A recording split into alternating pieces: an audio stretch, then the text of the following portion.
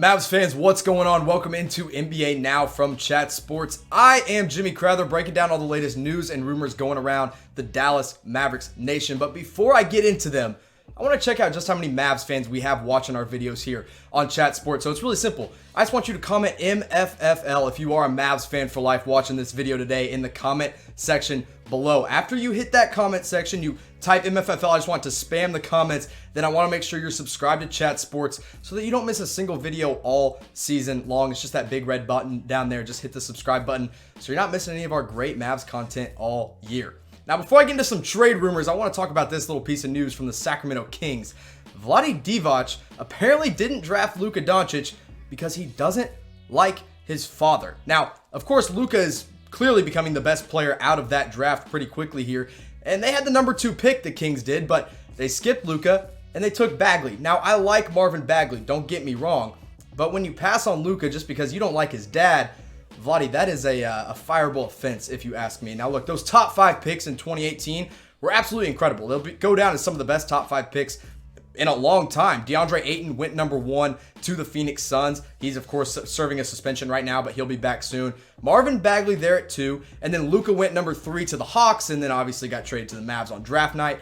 Jaren Jackson Jr. went number 4 overall to the Memphis Grizzlies. And then, of course, there Trae Young at 5 to the Mavs, but then got sent to the Atlanta Hawks. Now, look, again, Bagley is fine. He's a good player. He'll be a good player for a long time, but he's no Luka Doncic. Now, here is their comparison so far throughout their career. Now, I was going to do just this year, but Bagley's only played in 1 game because of injuries, and Luka's having an MVP type season. Here's the numbers side by side. It's pretty clear who's the better player right now. 22.9 points per game for Luka compared to Marvin Bagley's 14.9.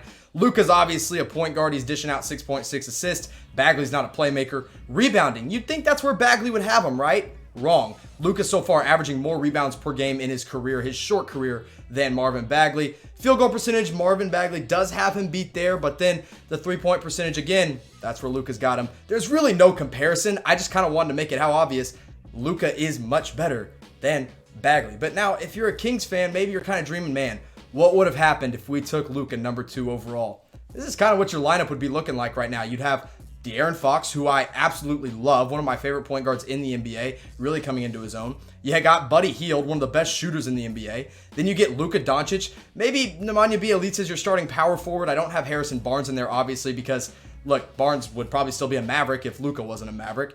And then Rajon Holmes is probably your starting center. That's a solid 5, especially with guys like Bogdanovic, maybe even Harry Giles off the bench. But they don't get that. And instead, they got Marvin Bagley in there, who, again, I like, but he's no Luka Doncic. So I got a question for you guys. Is taking Bagley over Luka a fireable offense if you're Vlade Divac? I say yes, but not because it's just taking Bagley. It's the reasons you didn't take Luka. You didn't take him because you didn't like his dad. And that is absolutely ridiculous because, again, now we see that Luka is an MVP candidate. And as a Mavs fan, I want to thank you, Vlade Divac, for having a bad relationship with his father so that we can have him. He falls right into Dallas's lap. Now, before I get into our 3 trade rumors, because I've got 3 big ones for you today, our ad sponsors at Fanatics are absolutely hooking you guys up with some incredible Mavs merchandise when you use our custom URLs. This first one is this long sleeve t-shirt. It's yours for just $20 when you go to chatsports.com/Mavs1. That's chatsports.com/Mavs and then the number 1. Right after that, you get a long sleeve Dallas Mavericks tee for just $20. Then right after that, you can get this Luka Doncic Dallas Mavericks hoodie for $20 off. So you save $20, go spend it on that long sleeve tee after you buy this hoodie. Go to chatsports.com/Mavs2. You want to get the MVP of the league on the back of your hoodie? That's how you do it at Fanatics. We found all the deals for you. All you have to do is go type in those URLs, go get your Mavs merchandise today. Now let's get into some Mavs trade rumors. Blake Griffin, could he be an option for Dallas this season? Now, this one's coming from Dalton Trigg. He actually wrote this piece. It wasn't so much a rumor, it was an idea of what the Mavs could do to possibly acquire Blake Griffin and why it might make some sense for the Mavs. Look, the Pistons are 5-11 this year. They're not good. They're not meeting expectations. In fact, they're just way underneath expectations. Now, look, Griffin's 30 years old. He always is dealing with some kind of injury, it feels like, even though he played 75 games last season. But we saw that come into play in the playoffs where he couldn't play for the Pistons. Now, here's the catch with Blake Griffin, besides being 30 years old, because he's a great talent, is that he's making a lot of money. This year he's making $34 million. Next season he'll be making $36 million. And then in 2020, 2021, he'll be making $38 million. So Blake Griffin's got a big payday coming up. Now, here's what he's done for the Pistons so far this year. It's another all-star type season. 19.5 points per game, 5.3 rebounds, 4 assists. Now, the three-point percentage has dipped a lot this year for Blake Griffin as he's just shooting 21.7%. But he's still a really good playmaker for the Pistons. Now, here's the trade idea that Dalton kicked around in his article about Griffin to the Mavs. Straight up, Blake Griffin's the only piece that's coming to Dallas from Detroit. But Detroit gets Jalen Brunson, Tim Hardaway Jr., Dwight Powell, a 2020 second-round pick, and then a 2025 first-round pick, which is top 5 protected. So that's a lot, so let's break it down real fast. Look, the Pistons need a point guard. Reggie Jackson is not their point guard of the future. Derrick Rose is great off the bench. He's also not the point guard of the future. Brunson immediately becomes that. Tim Hardaway Jr. kind of makes the salaries work, and in all honesty, he's been playing really well these past 3 games for the Dallas Mavs. Dwight Powell is a big man replacement for Blake Griffin. It kind of makes some sense. Second round pick, that's kind of a throw in. But 2025, the only reason they have to trade that far in advance is because the Mavs are already sending multiple first round picks to the Knicks. So they have to wait a while to send another one. But it's top 5 protected. So if for some crazy reason the Mavs are bad in 2024, then they get a top 5 pick in 2025 and they get to keep that. Now, on the court, on paper, this looks great. You get Luka Doncic running the point for you. Seth Curry goes back into the starting shooting guard role. Dorian Finney-Smith, I like keeping him as the starting small forward with Blake Griffin and Kristaps Porzingis up front. That basically means you commit to Porzingis being your starting center for the whole season. Now, then you look at it. This is your big 3 going forward. Luka Doncic, that's 30 points per game right there. Porzingis, 19 points per game. And Griffin, 20 points per game. Now, that's basically 3 guys that regularly could average 20 plus points per game together. And that's another veteran if you're Blake Griffin. I like it. I don't like the age. I don't like the contract. I don't like the injury concerns that come with Blake Griffin. But I still think it's kind of a swing that you might have to take if you're Dallas. I want to ask you guys, though, what would you be offering for Blake Griffin? So put your GM hat on, play Mark Cuban, play Donnie Nelson. What would you come up with to trade for Blake Griffin? Let me know in the comments section below. I've got a few other ideas myself. I'll let you know when you let me know what you would trade. Let's get into another power forward, Kevin Love of the Cleveland Cavaliers. This idea was actually kicked around by Clutch Points. They said, hey, this move would really push the Mavs over the top. Now, he's putting up a double-double this season, but he is 31 years old. And here's another thing. Much like Blake Griffin, he's still getting paid through the 2022-2023 season. So he's got a whole extra year on his contract. And again, this is another big power forward that we see with injury concerns. Kevin Love is always hurt with something, but he's still a really efficient player. Here's the biggest thing with Kevin Love. He's stuck on a Cleveland Cavaliers team that's going absolutely nowhere for a long time. They've got Sexton, they've got Garland. That's about it. And that's maybe 4 or 5 years down the road from really being anything important. Now, this season so far, 17.9 points per game and 11.8 rebounds. Again, a great double-double machine, and he can shoot the 3 ball at 35.7%. Now, here's a trade idea that I came up with because the article actually had no trade ideas for us, so I made this one myself. You go Kevin Love, and much like the Detroit trade, this one starts with Jalen Brunson. He goes in. He's another backup point guard to Sexton or Garland. And then it's Tim Hardaway Jr. for the salary. Justin Jackson is a young wing that the Cavaliers could try to build around a little bit, or at least be a role player for them in the future. And then you don't give him a first. You just send him the 2020 second round pick the Mavs have from the Utah Jazz. So that's a late second round pick, probably late 40s to early 50s. So on paper, again, much like Blake Griffin, this Kevin Love trade just sends Porzingis to the center position, and I think it works pretty well for the Mavs. Luka, Curry, Dorian Finney-Smith, Kevin Love, and Porzingis. That's 5 guys on the floor that can hit a 3 whenever you need, and 4 guys that rebound the ball really well in Luka, Dorian, Kevin Love, and Porzingis is a good rebounder now as well. So side by side, here's the 2 power forwards that we've talked about so far. Kevin Love versus Blake Griffin.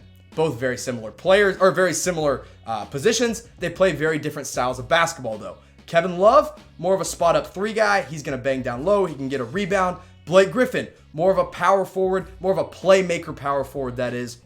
And he's going to score the ball a little bit more and a little bit more efficiently at the rim as well.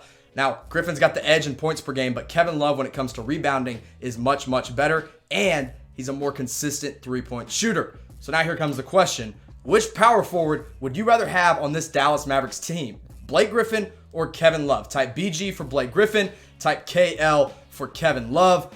I'm going to go Blake Griffin. Just overall, he's the better talent, and he's a little bit younger just by a year. And, honestly, I think he's going to stay more healthy than Kevin Love will. I know he's missed a lot of this early part of the season, but Blake Griffin, you just can't pass on the guy. We've got good rebounding. We need one more playmaker on this team. Blake Griffin could be that guy. Let's get into this last one. And I hate this. This is Hassan Whiteside. Now, this was kicked around by Fansided this time. They said, hey, Whiteside's probably on the trade block. He's stinking it up over in Portland. Could the Mavs potentially look to make a move for him? Number one, let me start this off by saying absolutely not. I'm completely out on Hassan Whiteside, but let's break it down a little bit. He was traded to the Blazers this past summer from Miami in that 3-team deal, and, really, he's just been terrible for them. He's used as Jusuf Nurkic's replacement because Nurkic is hurt. He'll come back hopefully sooner rather than later, but his stats look good on paper. But in all honesty, his attitude and his effort on the court do not match up with the stats he's putting up. The Blazers are 5-12 this season, while Nurkic is still out, and Hassan Whiteside's not making much of a difference. Here's the points per game and rebounds you see for Hassan Whiteside. You say 15 points per game and 12 boards. Why the heck would the Mavs not want that? Well, here's the deal. Low character guys have never worked out well for the Mavs in the past. Let me remind you of a guy named Rajon Rondo, a midseason trade the Mavs made just a few years ago that completely ruined the chemistry of that 2014-2015 Dallas Mavericks team. At the time, the Mavs had the number one offense in the league. Sound familiar? Yeah, it's because right now the Mavs have the number one offense in the league. And then they traded for Rondo, and all that went down the drain. Rondo quits on the team. They're no longer the number one offense. They traded Jameer Nelson, Jay Crowder, and Brandon Wright. Brandon Wright and Jameer Nelson had a great lob threat, and Jay Crowder has turned out to be a really nice player. Rondo ruined all of that for the Mavs. I say, why risk it? Why make a deal for a guy who you don't know what he's going to bring on the court? You really don't know what he's going to bring to you off the court. There's just no reason to do it. Now, that team back in 2014-15, on paper again, looked really strong. You had Rajon Rondo, Monte Ellis. That was your backcourt. You're like, all right, Mavs were building something here. Chandler Parsons was your forward, who we all thought was going to be special. Turns out he's not been special. Dirk, of course, and Tyson Chandler was your front court. On paper, again, this looks great. And Hassan Whiteside on paper looks great. But it all matters what they do off the court and how they fit with the team. And neither of these guys fit with the Dallas Mavericks. Plus, I don't think Whiteside brings you a lot that the Mavs don't already have. They've got Maxi Kleber and Dwight Powell. Maxi's putting 8.5 points up, 5.7 boards. He's blocking shots at a pretty efficient rate. Dwight Powell, he's a lob threat. He can make a three. Both of those guys can. Dwight Powell and Maxi Kleber. Hassan Whiteside can't make a three. Yes, he's a better rebounder. Yes, he's a better shot blocker. But his attitude stinks. I don't want him on the Dallas Mavericks. But who do you want the Dallas Mavericks to trade for before the trade deadline? We're a ways out, and we'll have a lot more rumors coming for you here at Chat Sports. But I want to know from you guys, from the Mavs fans, who do you want to see the Mavs make a move for before that NBA trade deadline this year? Let me know in the comment section below. While you're typing that in, let me remind you to go to fanatics.com using our URLs so that you can get some great Mavs merchandise on a great deal. We've done all the hard work for you. We found all the deals. All you have to use is these links. Chatsports.com/Mavs1 gets you a great deal on a long sleeve t-shirt, long sleeve Dallas Mavericks t-shirt for just $20. And then if you go to chatsports.com/Mavs2, you get this Luka Doncic Mavericks hoodie for $20 off. Guys, that's our show for today. Remember, follow me at all_things_Mavs. Subscribe here to Chat Sports, and I'll talk to you soon.